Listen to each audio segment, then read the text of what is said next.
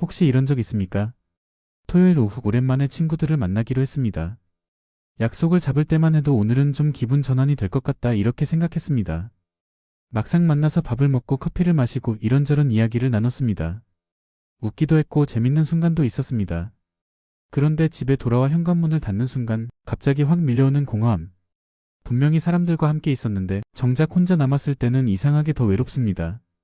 뭔가 얘기를 했는데 내가 무슨 말을 했더라? 나는 왜 저렇게 말했을까? 이런 생각들이 꼬리를 물고 마음은 오히려 더 복잡해집니다. 우리는 보통 이런 상태를 두고 외로워서 그렇다라고 말합니다. 그래서 또다시 약속을 잡고 연락을 하고 누군가와 함께 있으려 합니다. 혼자 있으면 불안하니까요. 그런데 묘하게도 사람을 많이 만날수록 마음이 더 산만해지고 자기 자신이 점점 흐릿해지는 느낌을 받을 때가 있습니다. 여기서 우리는 한번 멈춰서 생각해 볼 필요가 있습니다. 정말 우리가 힘든 이유는 외로움 때문일까요? 아니면 혼자 있는 상태를 견디지 못해서일까요? 이 둘은 비슷해 보이지만 사실은 완전히 다른 문제입니다. 생각해보면 우리는 혼자 있는 법을 제대로 배운 적이 없습니다. 학교에서는 늘 누군가와 함께 있어야 했고 쉬는 시간에 혼자 있으면 쟤는 친구가 없나? 라는 시선을 받았습니다. 어른이 된 지금도 마찬가지입니다. 회사에서 혼자 밥을 먹으면 왜 혼자 먹어? 라는 질문을 받고 SNS를 열면 모두가 누군가와 함께 있는 것처럼 보입니다. 그러다 보니 우리는 무의식 중에 학습합니다. 혼자 있는 건 좋지 않은 거야. 사람은 누군가와 함께 있어야 정상이야. 요즘 사람들은 혼자 있는 시간을 거의 견디지 못합니다. 엘리베이터를 타면 자동으로 휴대폰을 꺼냅니다. 겨우 30초도 안 되는 시간인데 말이죠. 카페에 혼자 앉아 있어도 반드시 무언가를 틀어놓습니다. 침대에 누워서도 귀에는 이어폰이 꽂혀 있습니다. 왜 그럴까요? 조용해지는 순간 생각이 올라오기 때문입니다. 나는 지금 뭐 하고 있는 거지? 이렇게 살아도 괜찮은 걸까? 이런 질문들이 떠오르면 불안해집니다. 그래서 우리는 이 불안을 소음으로 덮습니다. 자극으로 가립니다. 사람으로 채웁니다. 혼자 있는 시간을 쉼이 아니라 공백으로 느끼기 때문입니다. 하지만 여기에는 중요한 착각이 하나 있습니다. 사람이 많아지면 고독이 사라질 거라는 착각. 실제로는 정반대입니다. 내면이 준비되지 않은 상태에서 사람만 많아지면 고독은 사라지지 않습니다. 오히려 더 크게 느껴집니다. 왜냐하면 사람들 속에 있으면서도 정작 나 자신은 어디에도 없는 느낌이 들기 때문입니다. 19세기 독일 철학자 쇼펜하우어는 인간관계에 대해 매우 냉정한 시선을 가진 사람이었습니다. 그는 이렇게 말했습니다. 인간은 본래 혼자인 존재다. 이 말은 냉소적으로 들릴 수 있지만 사실은 깊은 진실을 담고 있습니다. 생각해보세요. 당신이 무언가를 결정할 때 결국 그 결정은 당신 혼자 내립니다. 당신이 고통을 느낄 때 그 고통은 당신만이 느낍니다. 당신이 기쁠 때도 그 기쁨은 온전히 당신의 것입니다. 아무리 가까운 사람이라도 당신의 내면을 완전히 이해할 수는 없습니다. 결국 우리는 각자의 머릿속에 갇혀서 혼자 세상을 해석하며 살아갑니다. 쇼펜하우어는 이것을 부정적으로 본 게 아닙니다. 그는 단지 이 사실을 인정하지 않으려는 태도가 불행을 만든다고 봤습니다. 우리는 혼자 감당해야 할 것을 관계로 나누려 하고 내면의 공허함을 외부의 인정으로 덮으려 합니다. 나를 이해해줄 누군가가 있으면 나는 행복할 거야. 진정한 사랑을 만나면 이 공허함이 채워질 거야. 하지만 쇼펜하우어는 말합니다. 그건 환상이라고. 내면이 비어있을수록 외부에 더 의존하게 되고 외부에 의존할수록 더 쉽게 흔들리고 더 쉽게 상처받는다고. 그래서 그는 사람을 멀리하라고 말하지 않습니다. 대신 혼자를 견딜 수 있는 힘을 먼저 기르라고 말합니다. 이 힘이 없으면 어떤 관계도 결국 불안정할 수밖에 없기 때문입니다. 그는 인간관계를 설명하기 위해 유명한 우화를 남겼습니다. 바로 고슴도치 우화입니다. 추운 겨울날 고슴도치들이 모여 있었습니다. 추워서 서로 가까이 붙으려 하는데 가까이 가면 서로의 가시에 찔려 아팠습니다. 그래서 멀어지면 다시 추웠습니다. 고슴도치들은 가까워졌다 멀어졌다를 반복하면서 결국 적당한 거리를 찾았습니다. 서로 따뜻함을 나눌 수 있으면서도 가시에 찔리지 않는 거리. 쇼펜하우어는 말합니다. 인간관계도 이와 같다고. 너무 가까우면 서로에게 상처를 주고 너무 멀면 외롭습니다. 그래서 우리는 적당한 거리를 유지해야 합니다. 그리고 이 적당한 거리는 내가 혼자를 견딜 수 있을 때 비로소 가능합니다. 혼자를 못 견디면 너무 가까이 붙으려 하고 결국 서로에게 상처를 주게 됩니다. 혼자를 견딜 수 있으면 적당한 거리를 유지하면서도 따뜻함을 나눌 수 있습니다. 우리는 고독과 외로움을 같은 말처럼 사용하지만 사실은 완전히 다릅니다.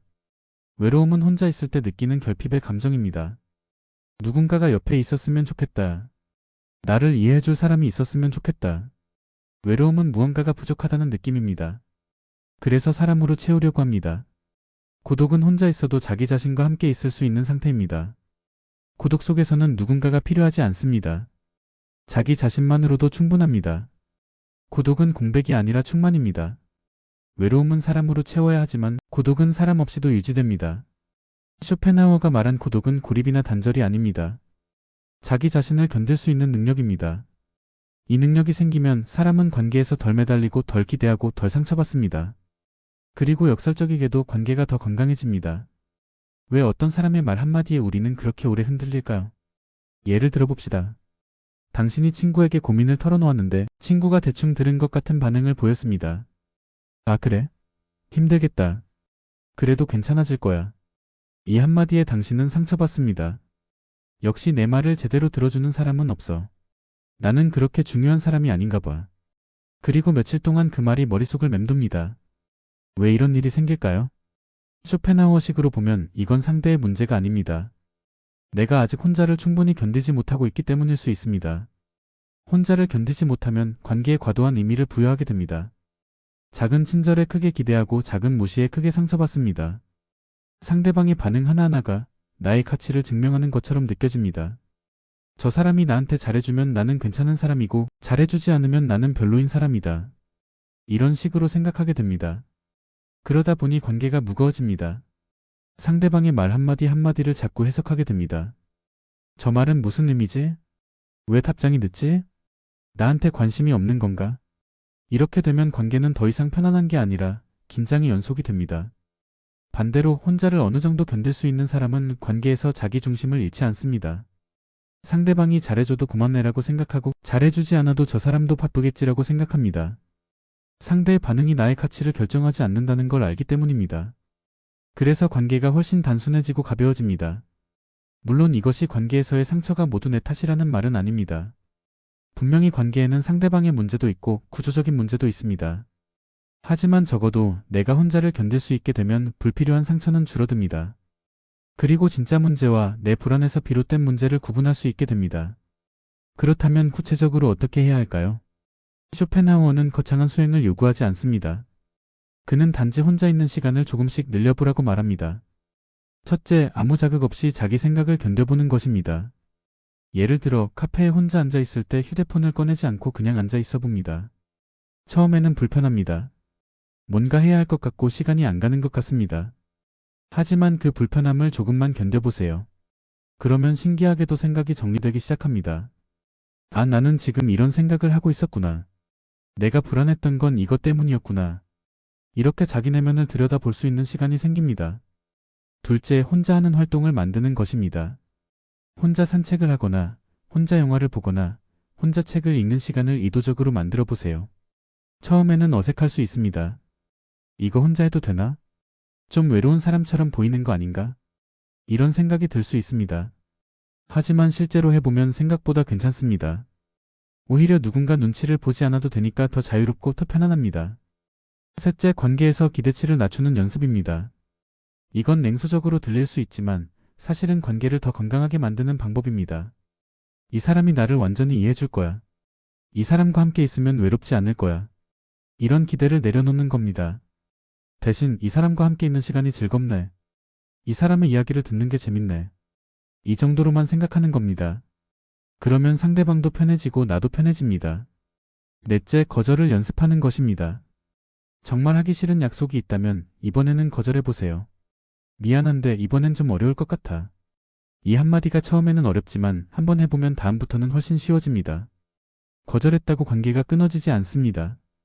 오히려 진짜 필요한 관계만 남게 됩니다. 이 과정들을 조금씩 실천하다 보면 어느 순간 고독이 더 이상 벌이 아니라 자유의 감각으로 바뀝니다. 혼자 있는 시간이 두렵지 않고 오히려 필요한 시간으로 느껴집니다. 사람은 결국 혼자 태어나 혼자 살아가고 혼자 떠나는 존재입니다. 이 말이 슬프게 들릴 수도 있습니다. 하지만 쇼펜하우어는 이것을 슬픔이 아니라 사실로 받아들이라고 말합니다.